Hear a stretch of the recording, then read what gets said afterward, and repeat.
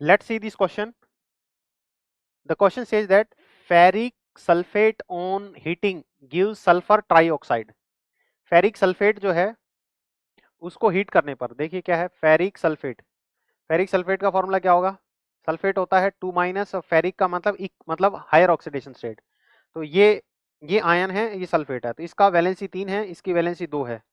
Cross multiply करेंगे तो हमारे पास में फॉर्मूला आ जाएगा Fe2SO4 होल थ्राइस। ये है फेरिक सल्फेट, सही है, ब्रिजेलियस रूल कहलाता है। फेरिक सल्फेट ये है, इसको हीट करने पर सल्फर ट्राइऑक्साइड मिलता है। ट्राइऑक्साइड मतलब 3 ऑक्सीजन है, सल्फर ट्राइऑक्साइड मिलता है।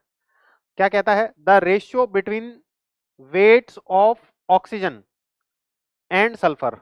तो वेट ऑफ ऑक्सीजन का और वेट ऑफ सल्फर, इनका जो रेशियो है in present in SO3, SO3 जो मॉलिक्यूल है उसके अंदर, obtain by heating 1 kg of ferric sulphate. 1 kilo ferric sulphate को अगर हीट किया गया है, हीट करने पर जो SO3 मिलता है, SO3 के अंदर जो ऑक्सीजन है उसका वेट और सल्फर जो है उसका वेट का रेशियो क्या होगा। सवाल में हमें क्वेश्चन में ये पूछा है।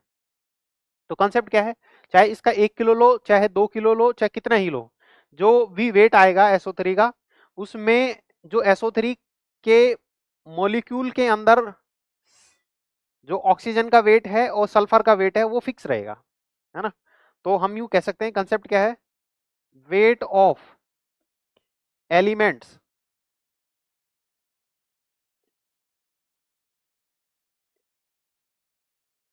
इन ए कंपाउंड,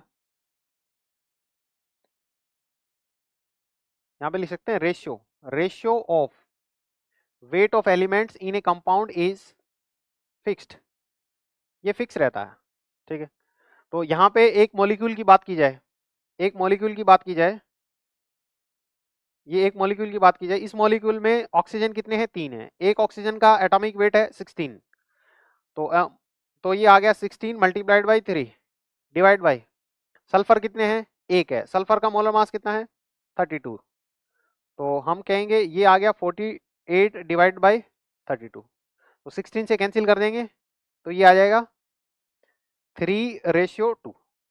तो ऑक्सीजन और सल्फर का जो रेशियो होगा 3:2 होगा, 3:2। Option D is the correct answer.